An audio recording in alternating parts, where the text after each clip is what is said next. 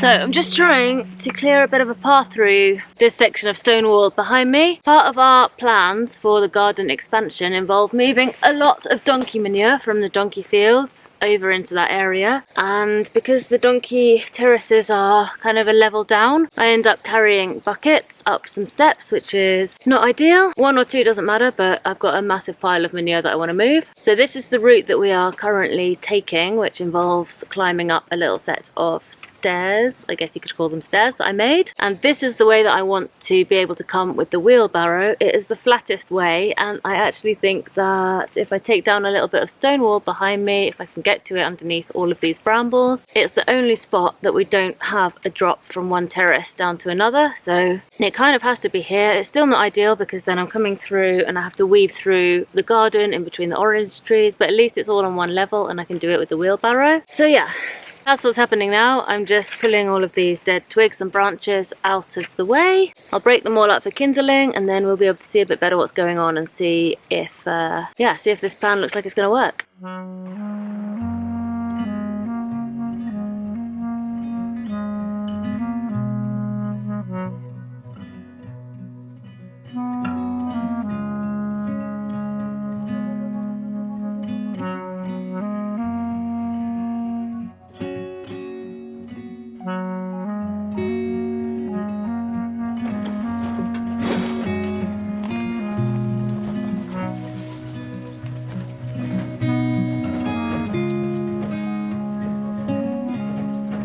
Okay, so I've uncovered now the bottom of the stone wall, and we've got through the big pile of twigs. Now I'm free to come through this area with the strimmer and clear away as much as we can. And perhaps you can just see the electric fence line over there, which is where I'm hoping to get to. Yeah, just there.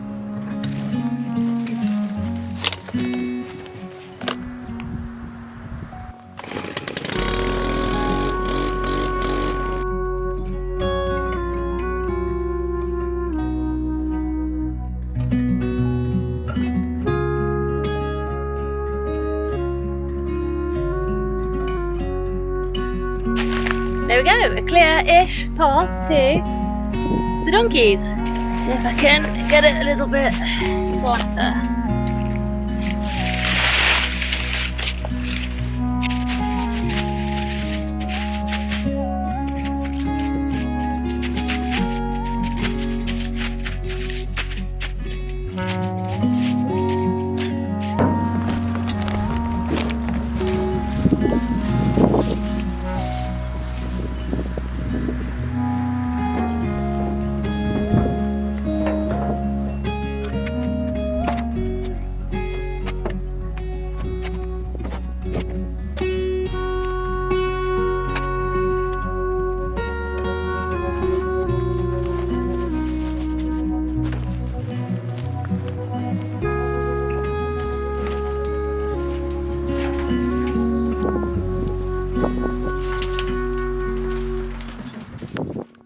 We had a big storm, a lot of wind come through the other day, and we lost a loquat tree. This is the remains of it here behind me. We've just started tidying it up, cleaning it up, cutting up the trunk and the big branches. It's the only thing we lost, the only damage we had, so we haven't fared too badly, but it's a shame because it was a really beautiful tree. It was just on the entrance as you come down the path. It had like the most beautiful classic tree shaped like dome. It was just a textbook tree. It was really beautiful, and it has a lot of vines growing up in it, which always did really well as well. Some of those have been pulled down, but it's fine. We do have other mature loquat trees, so we've got plenty of fruit. We don't really need this one. It was just a really beautiful tree. Anyway, we're chopping it up. We're dealing with all the branches, taking all of the branches to the donkeys, lucky donkeys. We did think about trying to re-erect it. Sometimes trees do survive being knocked over if the roots can kind of get back into the ground, but it was split all the way up the trunk. We kind of found like a deep split in it, and we just decided we didn't think it was gonna make it, so it's coming down. The bonus is though, it is in a prime location for, I think, maybe a citrus tree. All of our citrus trees that were already planted were planted right next to deposits, and I think that the temperature regulating effect of the water is what helps them to survive. We've been nursing a few citrus trees for a few years, and we've been a bit nervous to plant them out because we're not quite sure where to put them. Anyway, this solves the problem for one tree because now we've got another spot free next to a water deposit just over there, and I think we're going to plant either a lime or a grapefruit here. So yeah, all is not lost. The wind has made way for new things to happen, and it's given the donkeys a lot of food.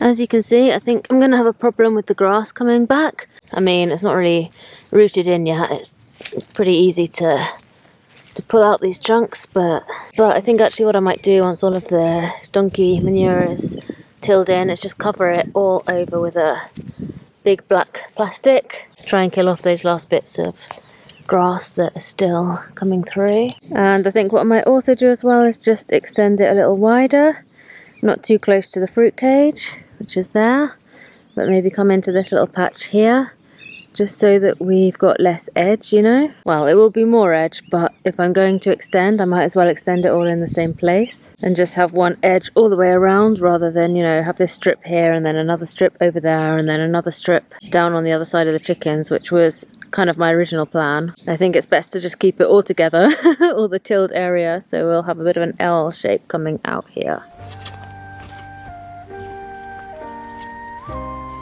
The goal with this growing area is to begin to grow more of our staples. Our no-dig garden beds are quite well established now and are very easy to maintain, and we do get some great food out of them, but they're really just giving us our side veggies and our nice-to-haves, if you know what I mean. I always grow some potatoes and some onions, but nowhere near enough to make a dent in our shopping list when it comes to these sorts of staples.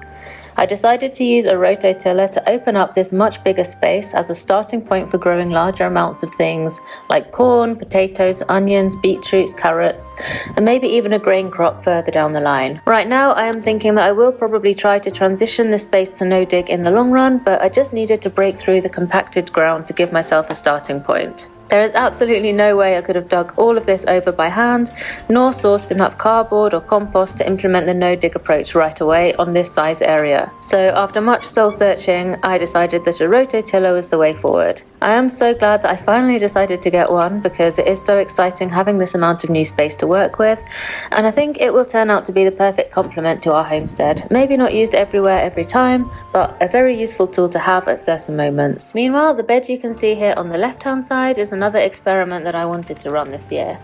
Here we have a kind of deep lasagna bed going on with cardboard, donkey manure and straw.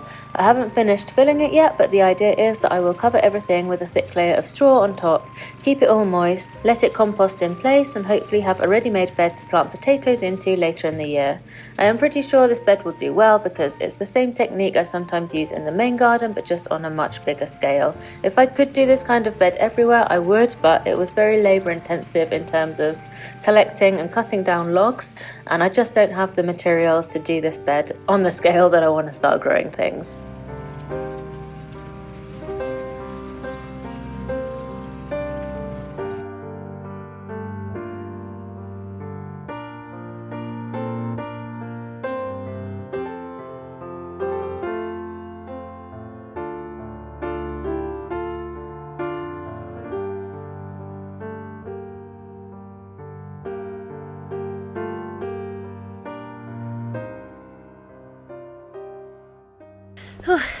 Okay, I just finished the tank, so that's where I wanted to get to. Well, it would have been good to do this last section a little bit more, but I did want to leave the tank empty, so I'm going to leave it there. I need to bring a bit more donkey manure across for this new section that I've just done, and then we will cover it all with black plastic. Maybe I'll do a little experiment, and in this new extended section maybe I will just like leave the donkey manure on top instead of work it in, cover it up for a few months and yeah, see what's happening.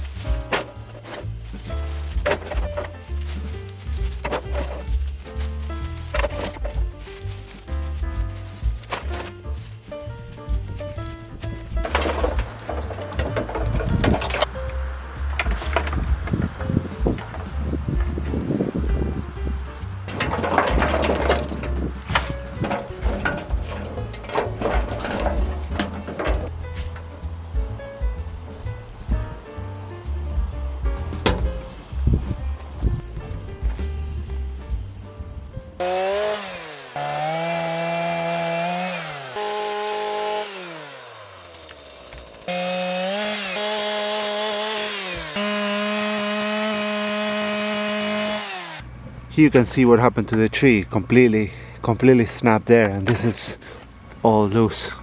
I don't think I can get much closer to the ground without risking touching the stone, so I'm gonna leave it there. I'm gonna cut another log over there and I'm gonna call it. I think it's the first time we cut like big loquat wood. It's really nice. Someone can probably tell if my chainsaw is sharp or not from those lines. I'm gonna tell you it's not very sharp. But yeah, really nice looking wood.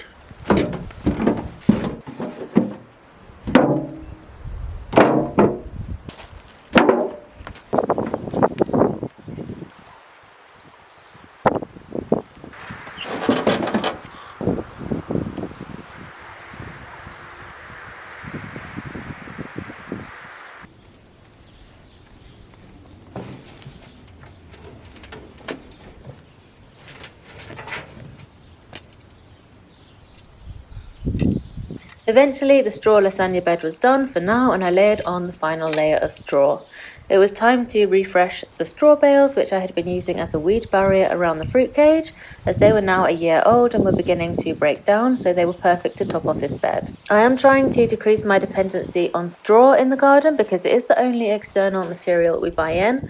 And I would prefer to do less of that, but right now I haven't really managed to make much progress with that goal. I would love to get my hands on some sheep fleeces to use as mulch on my garden beds, so I guess I need to talk to some local farmers or shepherds about that, but in the meantime, at least I have some sources of cheap and spoiled straw and hay, which would otherwise be wasted.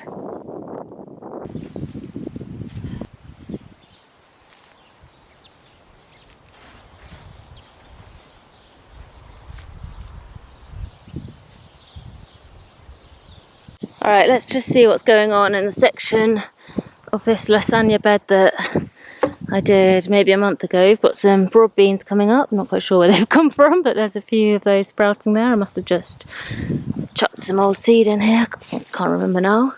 Anyway, let's just dig down a bit and see what it's looking like under there. I mean, it has been raining a lot lately, so everything is super nice and moist. There we go, so it's not fully broken down yet. You can still see little clumps that are a bit more recognisable as manure, but yeah, we're getting there. It's warm and there's lots of worms.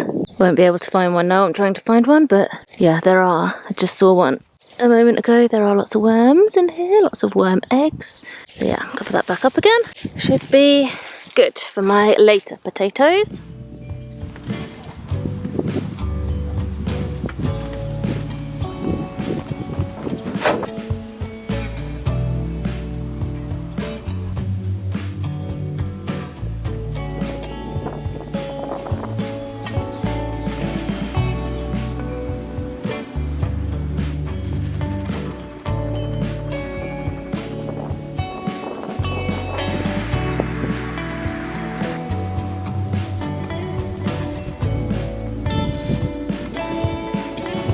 After replacing the weed barrier bales with new ones, I then used fresh straw around the edges of the new growing area to help keep the grass down.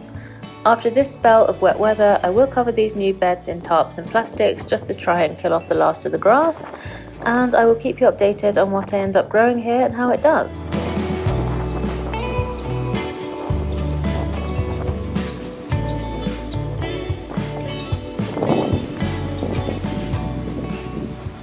Alright, so this little grapefruit tree, which has been here for a couple of years, well, not in the same spot, it was outside the house where we started it off, and then we moved it a little bit further from the house to see if that would toughen it up a little bit. And yeah, it's been under this false acacia tree for about a year. It survived its second winter, so we're going to go for it. We're going to put it out by the deposit in the space where the loquat tree came down. Oh god, it's heavy. Ugh. Need a wheelbarrow for this. Actually, it's okay.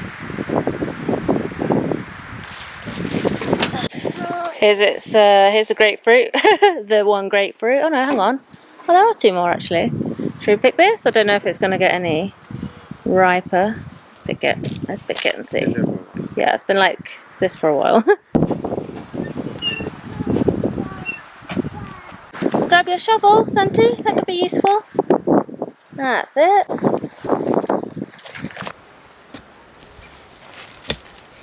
Papa, Mama, what's this kid?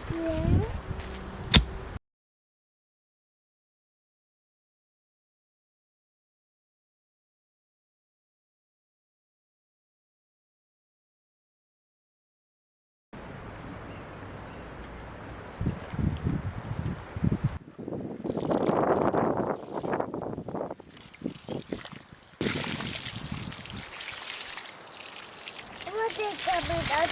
What is it? Yeah.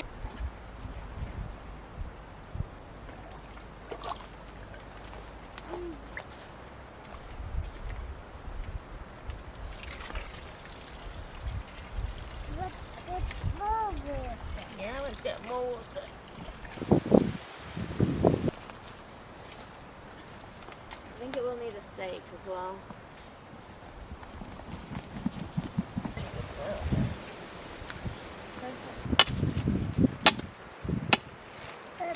See.